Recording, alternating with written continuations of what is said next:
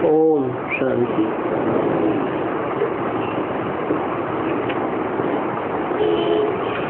आज का प्रातः क्लास है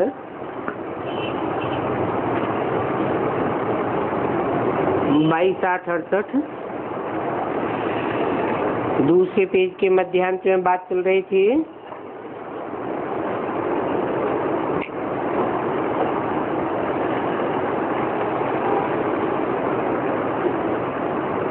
तुम बच्चे जानते हो कि हम पतित तो बन ही गए हैं और हैं तो सभी पापात्मा। अभी पुण्यात्मा बनने के लिए पुकारते हो।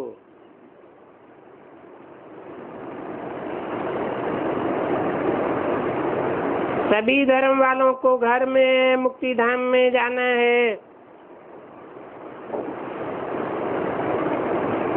और अभी तुम सारी दुनिया की आत्माओं को समझ गए हो।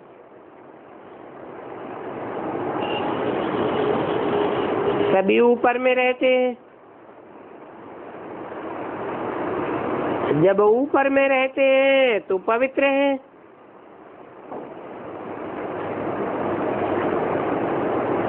नीचे आते हैं तो अपवित्र बन जाते हैं।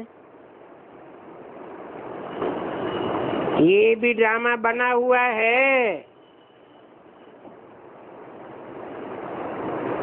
जो बाप आकर के समझाते हैं।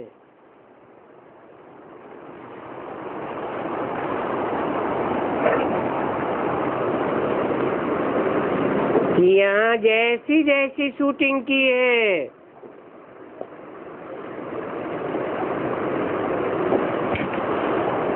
वैसे वैसे ही पतित अथवा पावन बनते हो। कभी ऊपर चढ़ते हो, कभी नीचे उतरते हो। जब ऊंची स्टेज में चढ़ते हो तो तुम्हारी बुद्धि कितनी पवित्र हो जाती है। बाप कहते हैं ये ज्ञान सभी धर्म वालों को दे दो।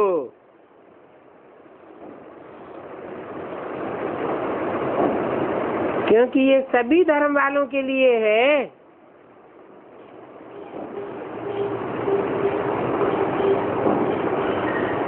बताओ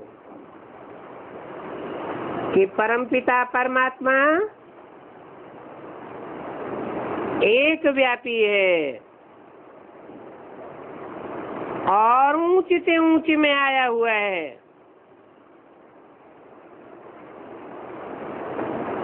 ऊंचे से ऊंचे बाप जरूर ऊंचे से ऊंचे में ही प्रवेश करेंगे।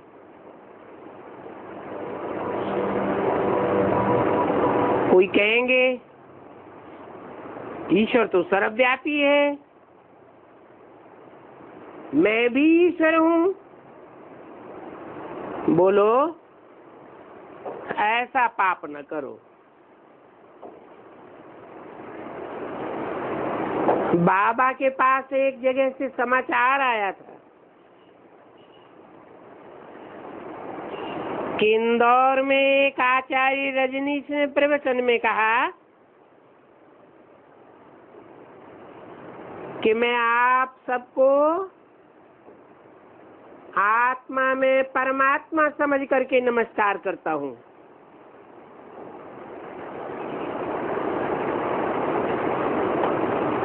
इनको कुछ भी समझ नहीं है। अब इतने सब परमात्मा है क्या? नमस्कार करने का अर्थ भी नहीं जानते। नमन करना अर्थात अपने को झुकाना।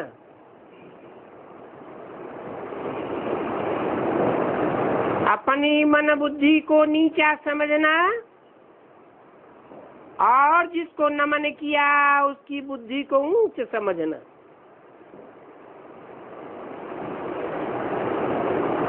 तो नमस्कार का अर्थ भी नहीं समझते हैं। कुछ भी बुद्धि में नहीं है। अब बाप बच्चों को ही समझाते हैं कि तुम्हारी एम ऑब्जेक्ट भी सामने ही है।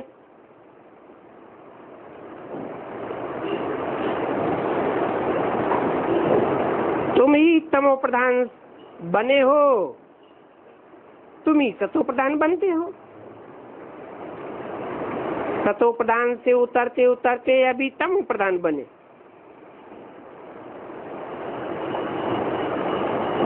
जिन्होंने भक्ति जागती नहीं की है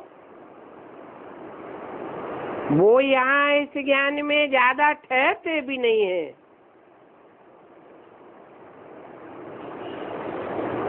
सेंटर्स पर भी कोई कितना समय ठहरते हैं। इससे समझ जाना चाहिए कि इन्होंने भक्ति कम की है, इसलिए ठहरते नहीं हैं। फिर भी यहाँ एक बार आए हैं तो जाएंगे कहाँ?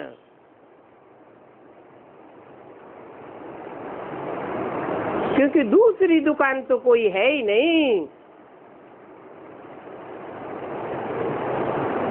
तो ऐसी क्या युक्ति रचे जो कि मनुष्य जल्दी समझ जावे।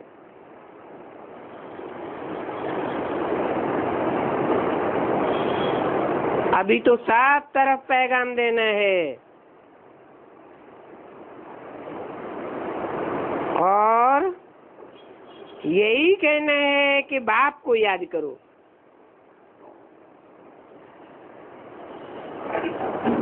परंतु तुम खुद ही पूरा याद नहीं कर सकते हो तो तुम्हारा तीर भी कैसे लगेगा।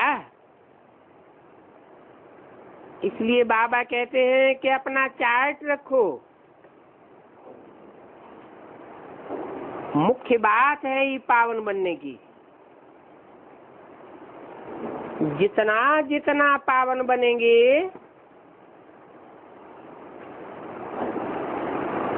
उतनी ही तुम्हारे अंदर नॉलेज की धारणा होती जाएगी।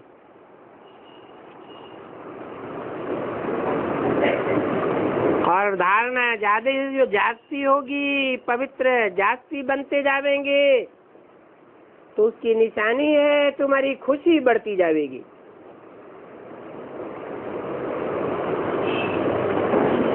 बाईस 68 की वाणी का 3रा पेज। और तुम बच्चों को तो बहुत खुशी होनी चाहिए। समझना चाहिए कि हम तो सबका उद्धार करेंगे।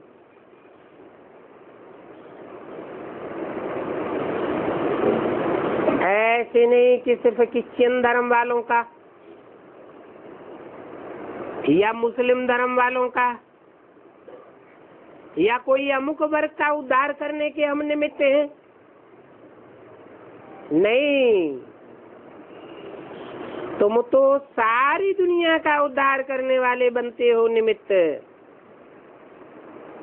बाप भी तो आकर सबकी सदगति कर रहे हैं ना। तो जैसे बाप ऊंचे से ऊंचे है, तुम भी ऊंचे से ऊंचे हो। परंतु बाप को तो खुशी और गम की दरकार ही नहीं है। ये ड्रामा ही ऐसा बना हुआ है। तो तुमको भी ऐसी अवस्था बनानी है जो न खुशी में रहो न गम में रहो, एक रस अवस्था हो जानी चाहिए। बाप मिला तो बाकी क्या चाहिए। हाँ, सिर्फ बाप की मत पर चलना है।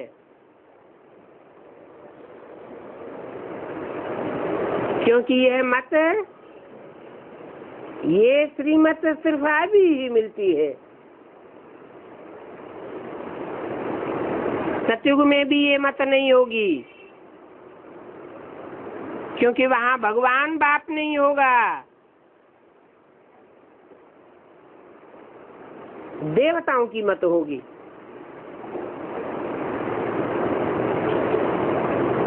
देवताओं में तो ज्ञान होता ही नहीं है। देवताएं तो जैसे कि बुद्धू, और तुम तो बुद्धिमान बाप के बच्चे हो। अभी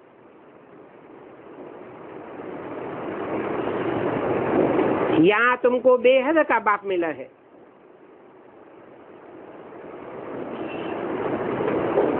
जो बेहद की नॉलेज देते हैं, तो तुमको यहाँ स्वर्ग से भी जास्ती खुशी होनी चाहिए।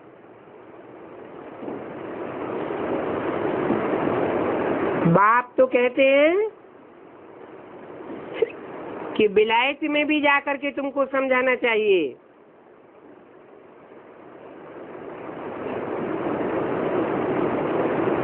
सब धर्म वालों पर तुमको तरस पड़ता है।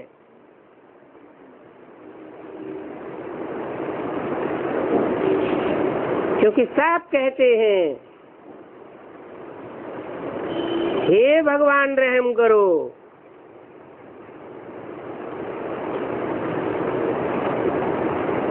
एक टाइम ऐसा आता है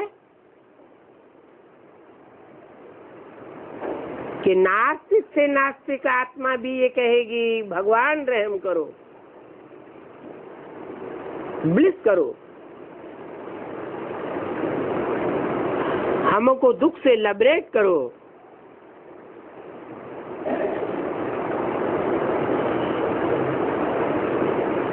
अभी तो कोई को कुछ समझ नहीं है। बाप अनेक प्रकार की युक्तियां बताते हैं। सबको ये बताना है कि तुम रावण की जेल में पड़े हुए हो,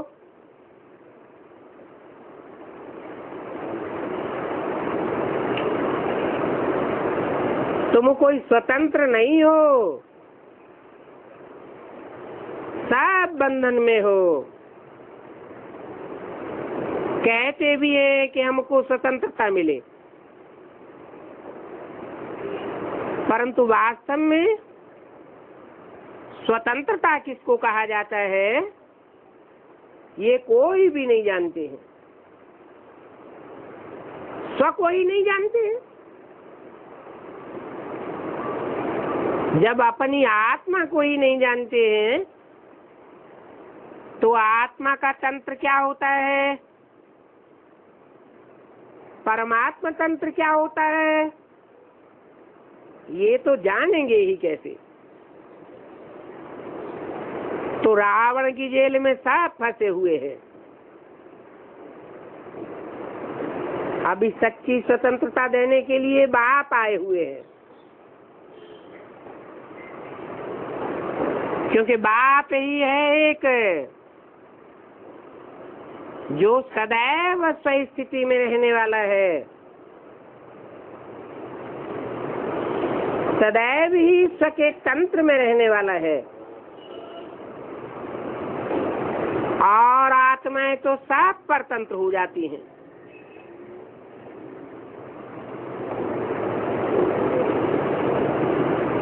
रावण की जेल में परतंत्र होकर के पाप ही पाप करती रहती है। तो सच्ची सच्ची आजादी कौन सी है, वो लोगों को बताना चाहिए।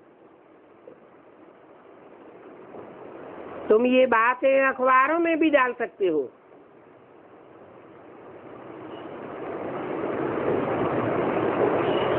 यहाँ रावण के राज्य में आजादी थोड़े ही है,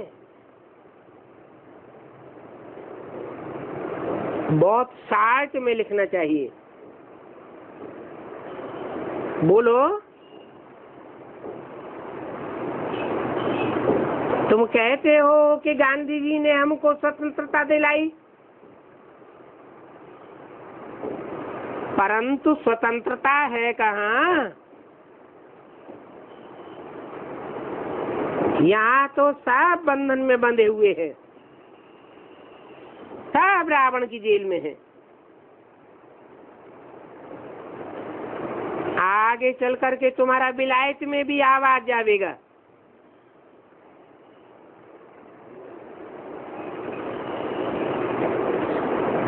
जब वहां लोग समझेंगे तो यहाँ पर भी झट समझने लग जाएंगे।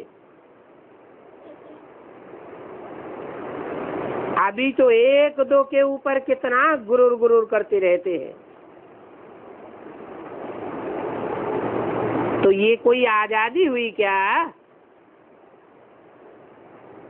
आजादी तो तुमको बाप अभी दे रहे हैं, रावण की जेल से आजाद करते हैं। तुम जानते हो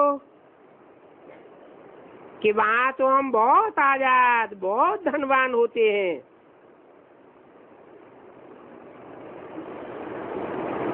न 5 विकारों का कोई बंधन होता है, न देह का कोई बंधन होता है। प्रकृति के 5 तत्वों का भी कोई बंधन नहीं होता है।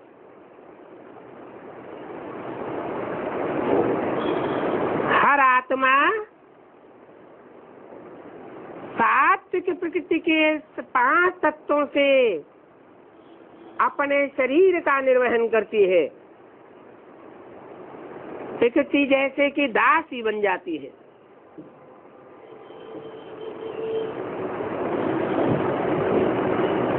अभी बाप आए हैं तुमको माया और प्रकृति की जंजीरों से छुड़ाने के लिए। वहां नई दुनिया में तो तुम्हारे ऊपर कोई की नजर नहीं पड़ती थी। पीछे जब द्वापर शुरू हुआ, द्वैतवादी युग शुरू हुआ, तो सभी की नजर तुम्हारे ऊपर पड़ने लगी।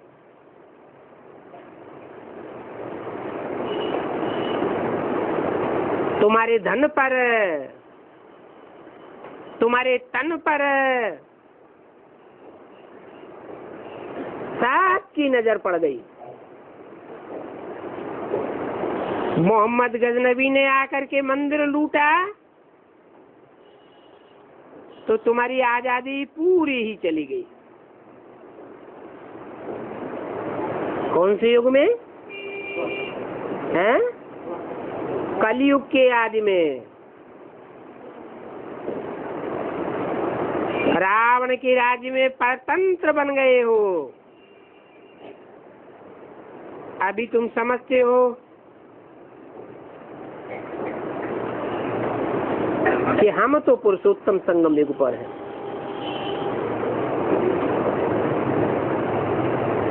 न रावण के बंधन में है और न राम के राज्य में है। हाँ, सच्ची सच्ची आजादी को हमने जान लिया है तो पाने का पुरुषार्थ कर रहे हैं। वो तो आजादी को समझते ही नहीं है। तो ये आजादी की बात भी युक्ति से समझानी है। जिन्होंने कल पहले स्वतंत्रता पाई है वो ही ये स्वतंत्रता पावेंगे और इसको मानेंगे। तुम समझाते हो तो कितनी बहस करते हैं, जैसे कि जंगली बुद्धि है, समय टाइम तुम्हारा नष्ट करते रहते हैं। तो तुम्हारी दिल नहीं होती है उनसे बात करने की।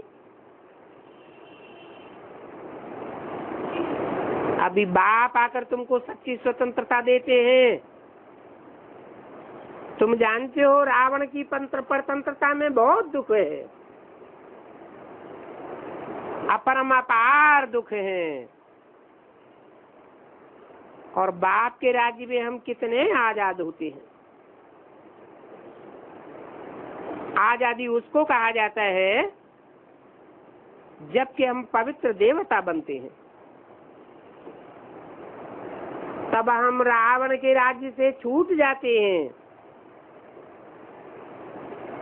इस बात को कोई भी समझते नहीं है।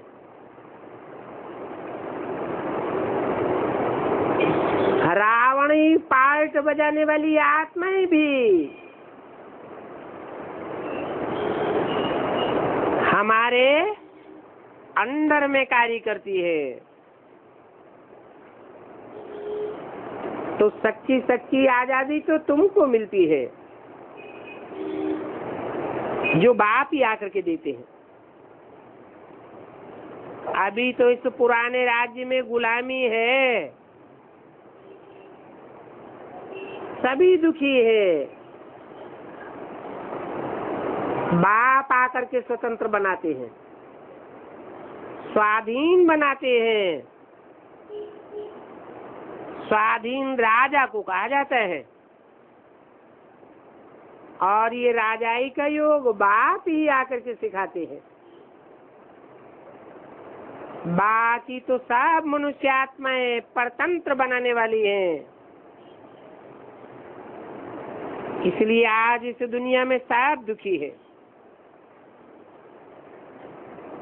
तुम तो जानते हो स्वतंत्रता मिलने का ये पुरुषोत्तम संगम युग है।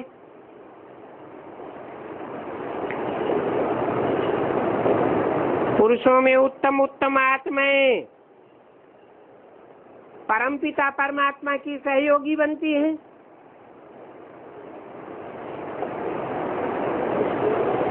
तो तुमको सच्ची सच्ची स्वतंत्रता मिल जाती है।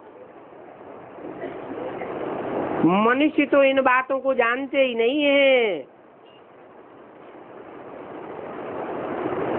सिर्फ माला फेरते रहते हैं। हर धर्म में माला फेरते हैं, परंतु माला के जिन मणकों को स्मृति में फेरते हैं,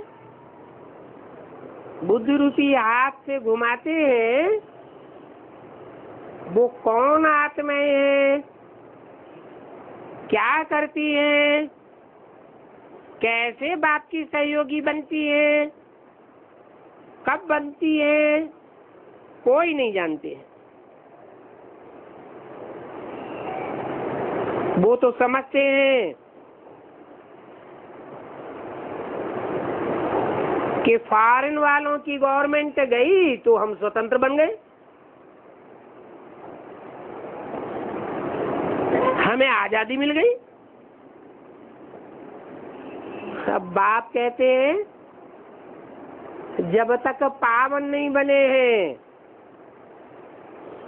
तब तक कोई को भी आजाद नहीं कहेंगे। सब परतंत्र हैं।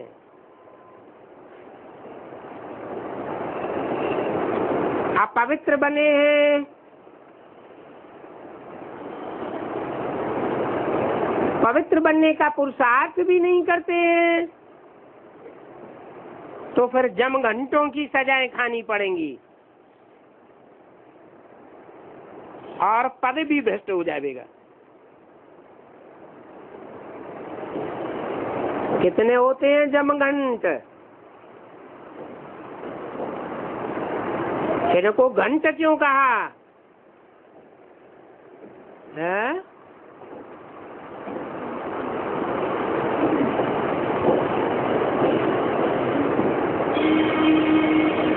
अरे कोई घंटे वाले देवी देवताओं की यादगार है या नहीं है? 84 घंटे वाली देवी की यादगार है। बारह बारह के 7 विधर्मी ग्रुप हैं जो मिलकर के 84 जमघंट बनते हैं।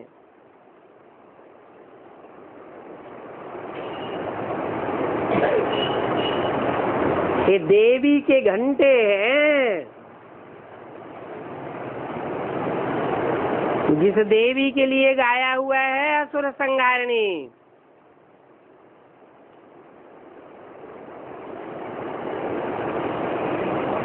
ये सजाएं देने के निमित्त बनते हैं। जैसे कोई राजा के राज्य में राजा और रानी कोई सजाएं नहीं देते हैं। वास्तव में सजाएं कौन देता है? राजा रानी सजा देते हैं क्या? सूली पर चढ़ाते हैं कोई को? कौन चढ़ाता है? उनको जल्लाद कहा जाता है। कितनी भयंकर रूपरेखा होती है।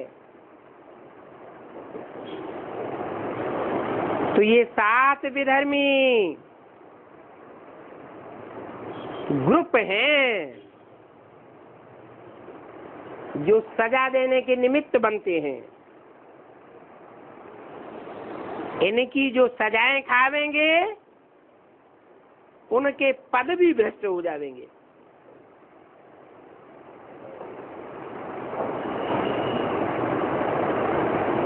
जो ग्रुप का जो जमघंट जिनको जितनी सजाएं देने के निमित्त बनेगा वो उसी ग्रुप में जाकर के कन्वर्ट होगा।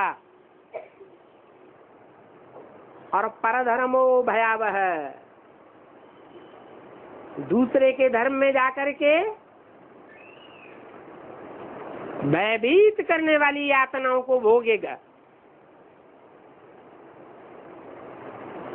अभी बाप तो आए हैं घर ले जाने के लिए।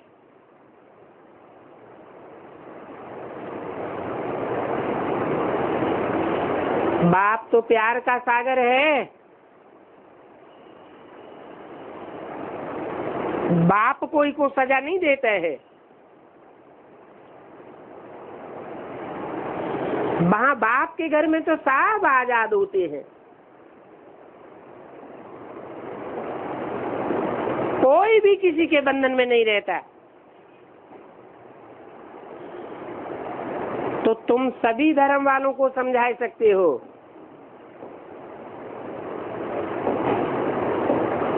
कि तुम देह नहीं हो, आत्मा हो। सब आत्माएं आई है मुक्तिधाम से पार्ट बजाने के लिए।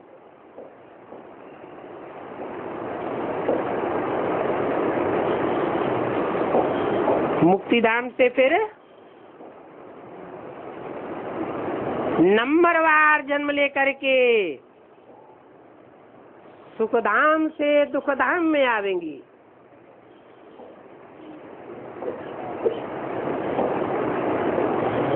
पहले सुखधाम फिर दुखधाम। हर आत्मा को इस शरीर से गुजरना पड़ता है। मुक्तिधाम, मुक्तिधाम से सुखधाम, सुखधाम से दुखधाम। अभी इस दुखधाम में कोई समझते भी नहीं है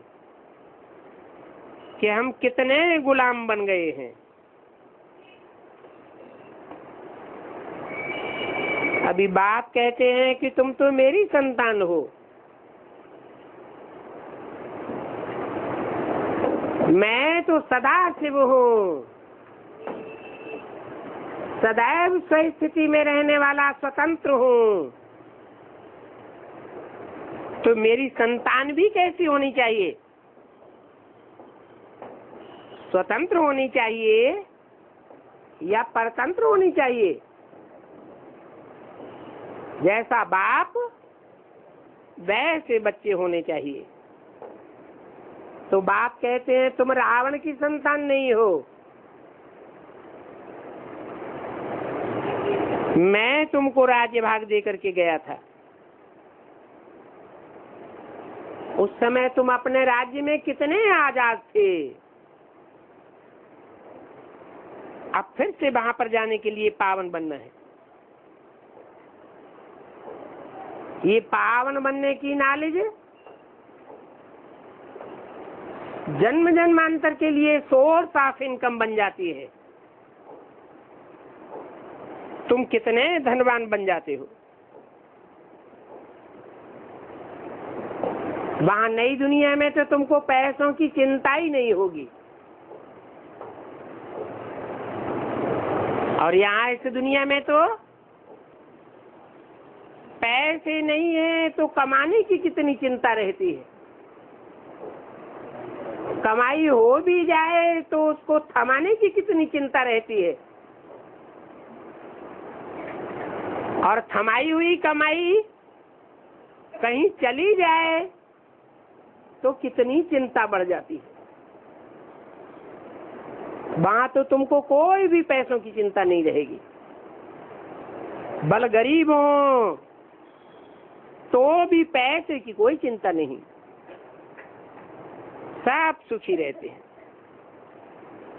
बाकी राजधानी में ऊंच और नीच पद तो होते हैं। जैसे कि कोई परिवार होता है, भारतीय परिवार, देवी देवता सनातन धर्म का प्रायः लोप होने वाला परिवार, ऊंचे से ऊंचे पद भी होते हैं, और छोटे छोटे बच्चे भी होते हैं जिनको सबकी आज्ञा माननी पड़ती है।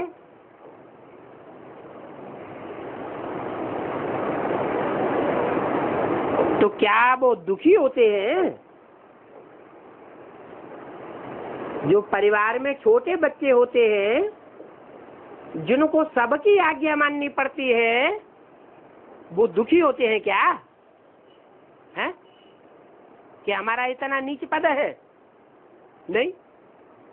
ऐसे ही भगवान बाप आकर जिस देवी देवता सनातन धर्म की दुनिया स्थापन करते हैं, वहां ऊंच और नीच पद तो होते हैं परंतु कोई दुखी नहीं होता है।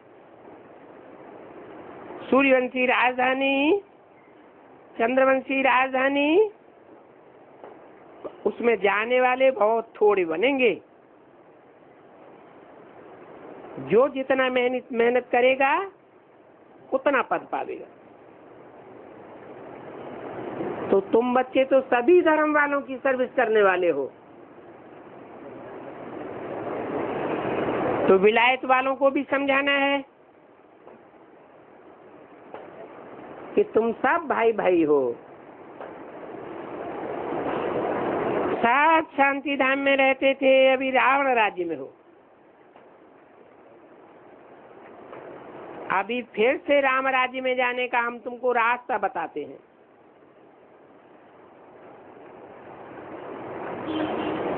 परंतु सब तो राम राज्य में नहीं आवेंगे।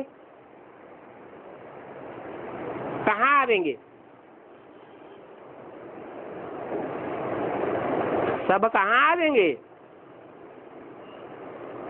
सब शांति धाम के वासी तो होंगे, लेकिन राम राज्य के वासी नहीं होंगे। बाप कहते हैं फिर भी अपन को आत्मा समझ मुझे याद करो, क्योंकि तुम मुझे लिबरेटर कहते हो। परंतु ये नहीं समझते हैं कि कैसे लिबरेट करते हैं।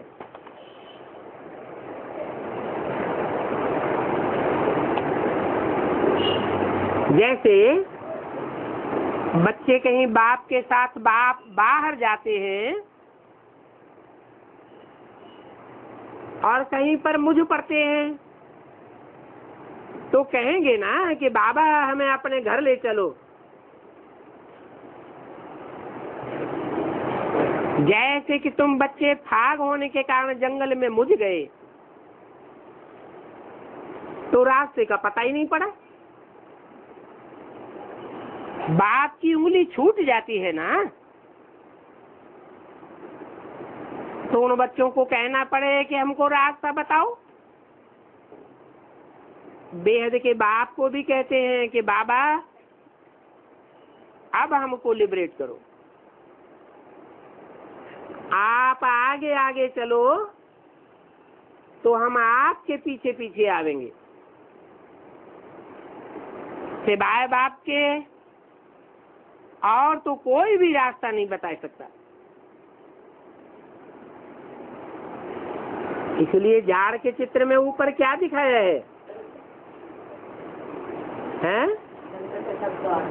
दिखाया है कि निराकारी बाप और उसके साथ मनुष्य सृष्टि का साकारी बाप और उसके पीछे पीछे सारे आत्मा रूपी बच्चे फॉलो करते हैं। जो फॉलो नहीं करते हैं उनका माथा कहीं न कहीं टकराता रहता है। कितनी खिटपिट करते हैं। अभी भी देखो कितने तीर्थों पर धक्के खाते रहते हैं।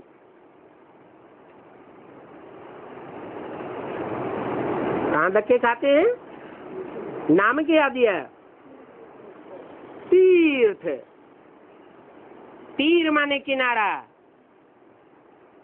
था माने स्थान।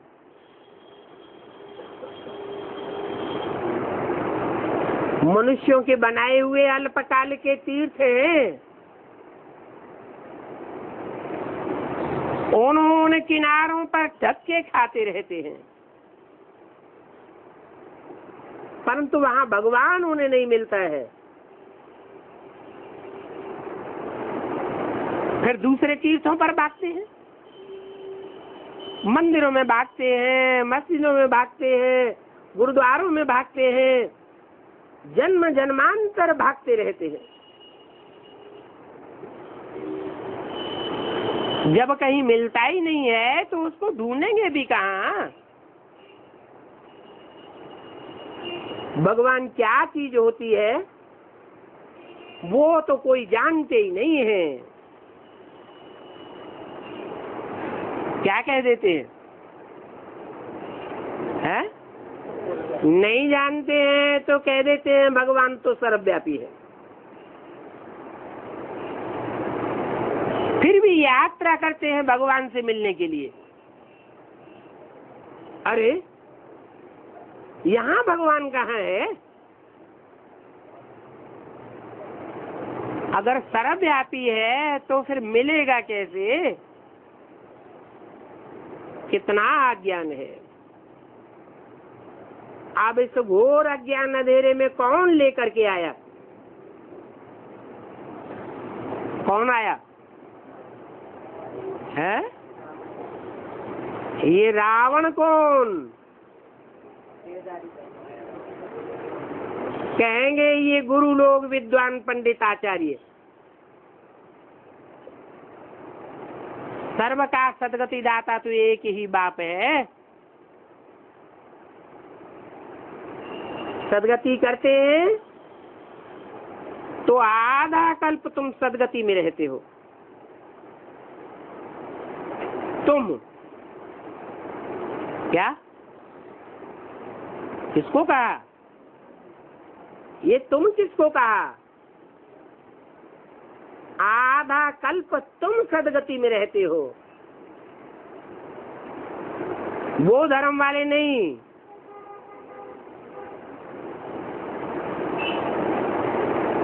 यह नहीं रहते हैं। कौन रहते हैं? हैं? नहीं, जो सूर्यवंशी बच्चे हैं वो आधा कल्प सदगति में रहते हैं। जो पक्के पक्के सूर्यवंशी नहीं है,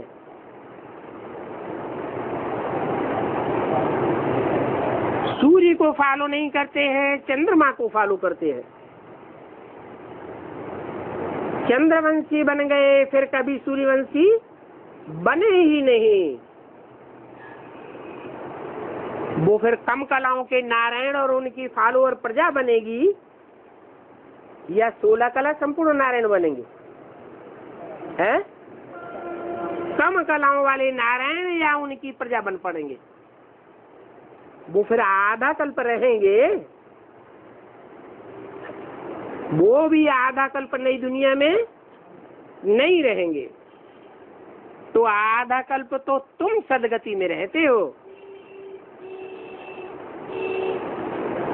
तुम कह करके क्या पक्का कर दिया है?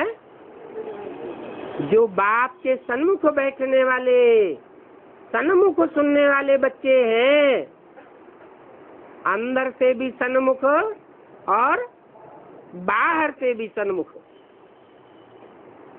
वो आधा कल्प सदगति में रहते हैं। बाप ने समझाया है कि जो भी धर्म जिस समय स्थापन होना है वो उसी समय स्थापन होगा, न पहले और न बाद में। जो और धर्मों में कन्वर्ट हो गए हैं वो भी अपने अपने टाइम पर निकल आवेंगे।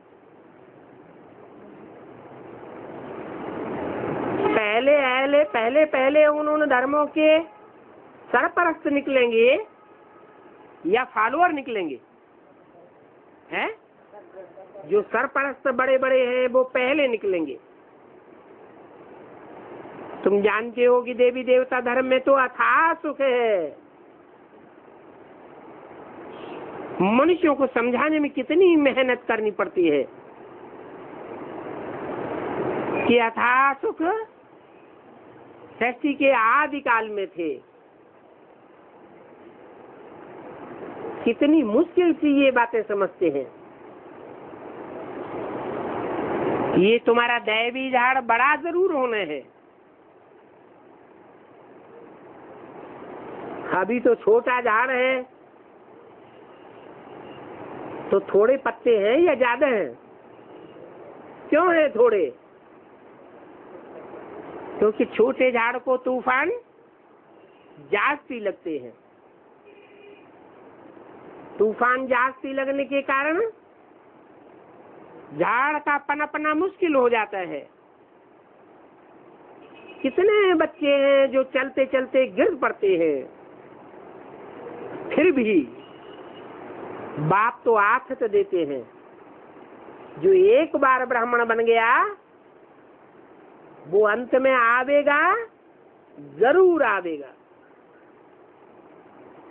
ब्राह्मण पने का पुरुषार्थ व्यर्थ नहीं जा सकता। एक बार भी अगर ज्ञान सुना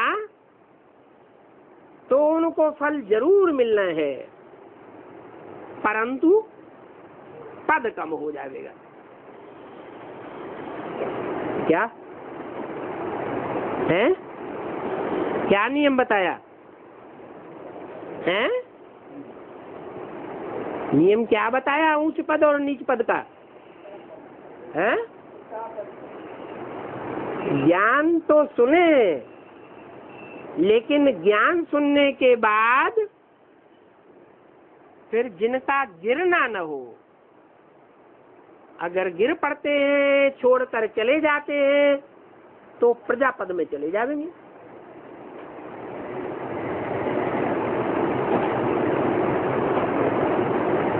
तो जो पहले गिरेंगे,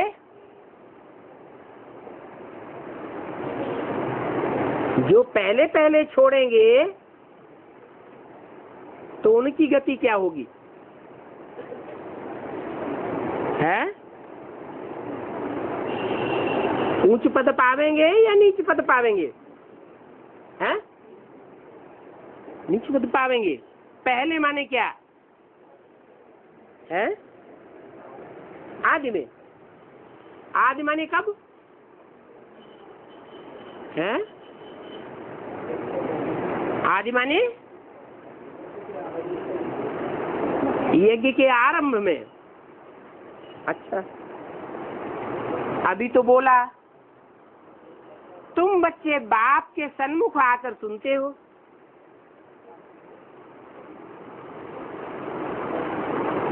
तो तुम पूरे 84 जन्म ज्यादा से ज्यादा सुख भोगते हो, और धर्म वाले आधा सुख आधा दुख भोगते। तो आदि में बाप था क्या है? जब बाप की पहचान ही नहीं मिली तो छोड़ने और ग्रहण करने इससे पद क्यों कम हो जाएगा? पद देने वाला बाप है या कोई दूसरा है? बाप ही पद देने वाला है। अभी तुम बच्चों को श्रीमत पर चलना है। क्या मतलब? वाणी तो 68 की है, हैं? उस समय श्रीमत का पता है क्या? है? 68 में पता था? नहीं था। क्यों? ब्राह्मणों की दुनिया में सन 68 में दादा लेखराज उर्फ ब्रह्मा बाबा ऊंचे से ऊंचे नहीं थे क्या? अरे ऊंचे से ऊंचे नहीं थे, हैं? 68 की बात कर रहे हैं, उससे बाद की बात नहीं है। हाँ, माँ का पाठ था, लेकिन माँ ऊंची से ऊंची थी ना। लेकिन किसके सामने? बच्चों के सामने। बच्चों को तो वर्षा नहीं मिलता। बच्चों को वर्षा कब मिलता है? जब बच्चे बड़े हो जावे, समझदार हो जावे, पढ़ाई में फाइनल एग्जाम में पास हो जावे, तब ही तो वर्षा मिलता है। तो बताया अभी तुम बच्चों को श्रीमत पर चलना है, चल नहीं रहे हो। क्या बोला? चलना है, माने कब चलना है? हैं? आगे आने वाले भविष्य में जब तुम बाप को पहचानेंगे कि ऊंचे से ऊंचे बाप का पार्ट कौन है, कहाँ है, तब की बात बताई कि तुम बच्चों को श्रीमत पर चलना है। और ऐसे बच्चों से तुम क्यों कहा? फिर वो बच्चे सामने थे क्या बाप के? उन बच्चों को सुप्रीम सोल बाप इमर्ज करके कहते थे कि तुमको आगे आने वाले भविष्य में श्रीमत पर चलना है, बाकी आशीर्वाद की बात नहीं है।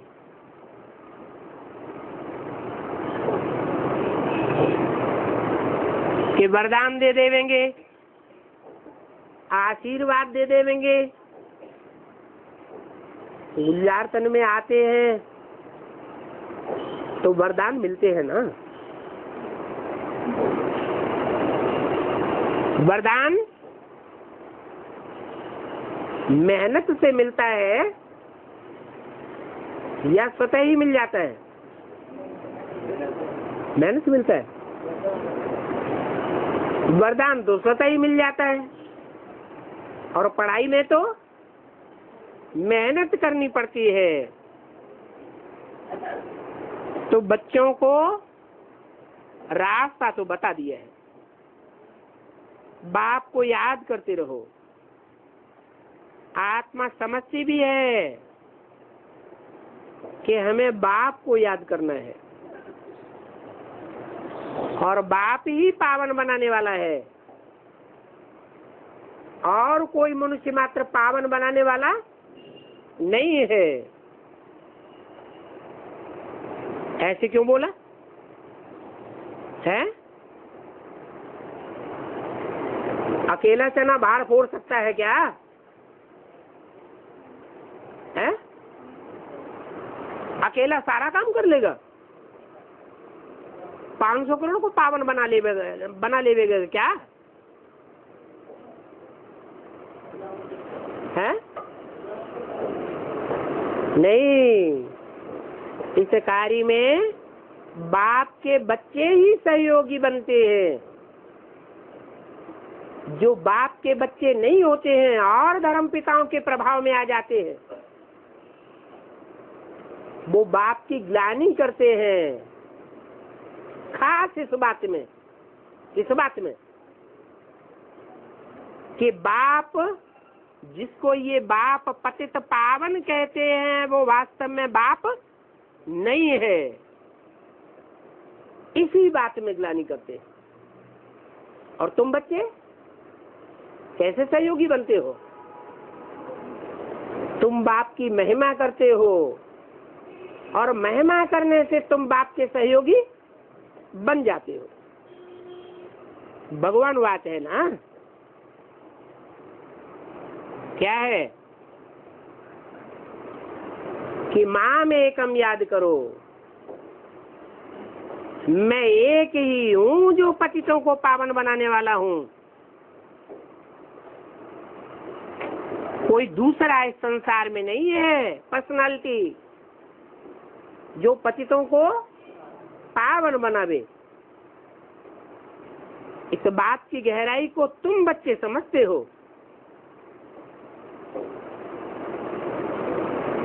तो लोगों को समझाते हो ये भगवान ने बोला है कि माम एकम याद करो। इसमें गच्छा मारने की बात नहीं है।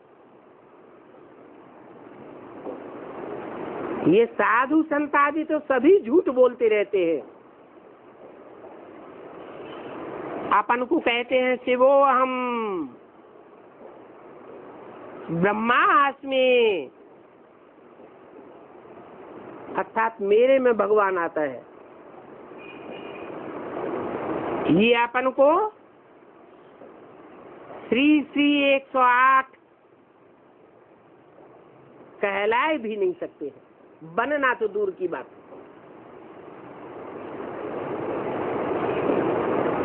भगवान अपन को श्री श्री 108 कहलाने का अधिकारी है। क्यों? क्योंकि भगवान ही है जो 108 श्रेष्ठ आत्माओं को राजपद का जन्म जन्मांतर का वर्षा देता है। वो श्रेष्ठ आत्माएं संसार के हर धर्म में आज भी माला में स्मृति की जाती है। तो मम्मा ने सभी को पत्र लिखा था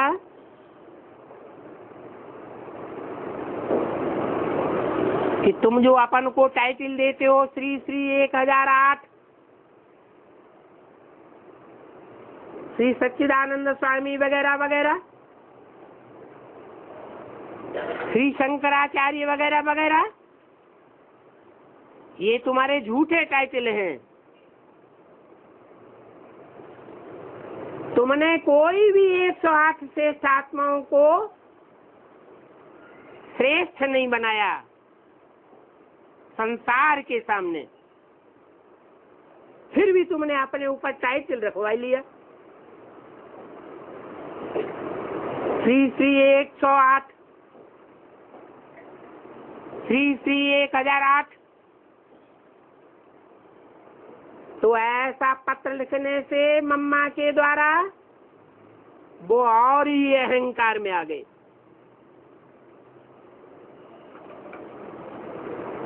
बोले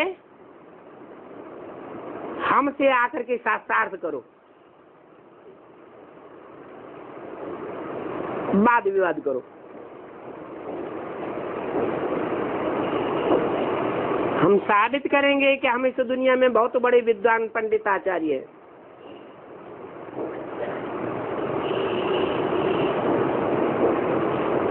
अभी बाप तो तुम बच्चों को बताते हैं ये तो शास्त्र आदि पढ़ते पढ़ते बहुत ही नीचे गिर गए हैं। वो तो समझते हैं कि हम मोक्ष को पावेंगे, मोक्ष को पावेंगे अर्थात इस दुनिया से सदैव के लिए मुक्त हो जाएंगे। तो ऐसों ऐसों को समझाना है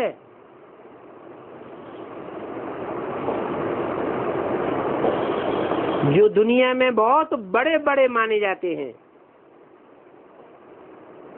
परंतु ये समझाने देने में जाति तिक नहीं करना है,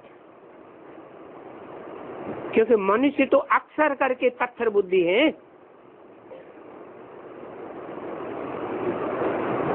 तो पत्थर बुद्धियों को पारस बुद्धि बनाने के लिए बाप तरकीब देते हैं। क्या? पत्थर को पारस बुद्धि बनाने के लिए क्या तरकीब देते हैं कि मुझ बाप को याद करो। क्या? आत्मा जन्म जन्मांतर शरीर के जन्म लेते लेते, शरीर को मिट्टी कहा जाता है, ये मिट्टी के पुतले में आत्मा जन्म लेते लेते मिट्टी से पत्थर बुद्धि बन गई।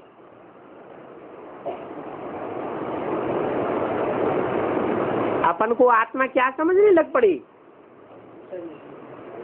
देह अर्थात मिट्टी, और मिट्टी से भी बढ़कर के पत्थर बन गई। अभी बाप कहते हैं कि मुझे याद करो, जो कभी भी देह के संग के रंग में आकर मिट्टी अथवा पत्थर बुद्धि नहीं बनता है। जैसे को याद करेंगे वैसे ही बन जाएंगे।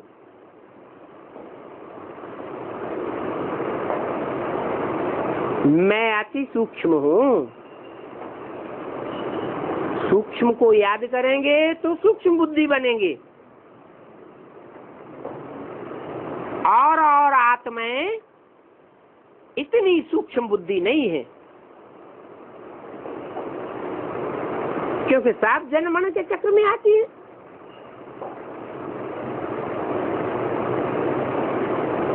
तो मैं ही पतित पावन हूँ।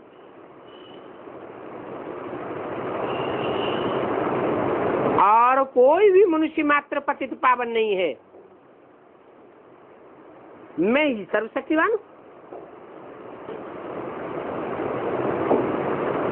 जो जितना सूक्ष्म होगा उतना जास्ती ताकतवर होगा, या बड़ा होगा तो ताकतवर होगा, है? जितना सूक्ष्म बुद्धि होगा उतना ही जास्ती पावरफुल होगा। तो मैं सर्वशक्तिवान हूँ। तुम सन्यासियों को बोल सकते हो कि तुम्हारा तो धर्म ही अलग है। क्या अलग है?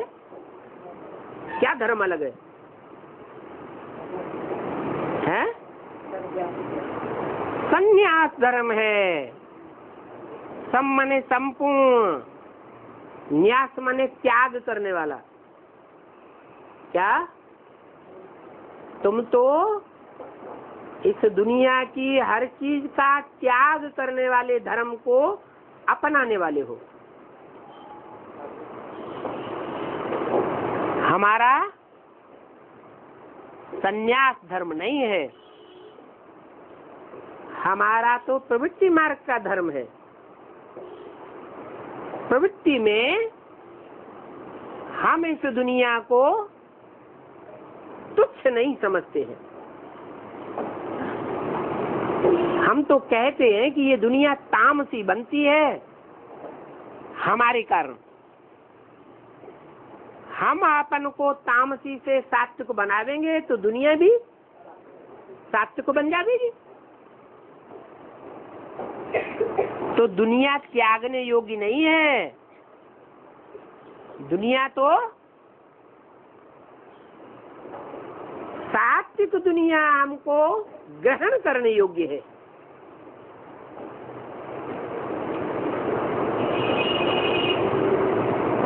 उनको बताओ, तुम तो शंकराचार्य के फॉलोअर हो। शंकराचार्य तो बाद में आता है। शुरू शुरू में तो जरूर है कि आदि सनातन देवी देवता धर्म होगा। इसलिए शंकराचार्य के फॉलोअर्स सभी सन्यासी ओम नमो नारायण कहते हैं। तो शंकराचार्य पहले हुआ या नारायण पहले हुआ? नारायण तो सत्युग के आदि में, शंकराचार्य तो कलयुग के आदि में। कलयुग तो कलाहीन युग होता है और सतयुग तो 16 कला संपूर्ण युग होता है। तो बताओ, जब आदि सनातन देवी देवता धर्म था तो नारायण का राज्य था।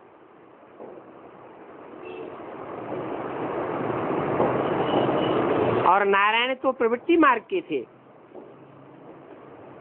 तुम तो निवृत्ति मार्ग के हो।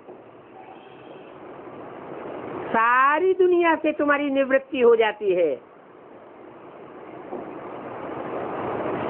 सारी दुनिया को तुम क्षणिक क्षणिक कहते हो, मिथ्या मिथ्या, सर्वम क्षणिकम क्षणिकम, सर्वम मिथ्या मिथ्या। वास्तव में ये सारी दुनिया में सारा ही ड्रामा चलता है। कहाँ चलता है?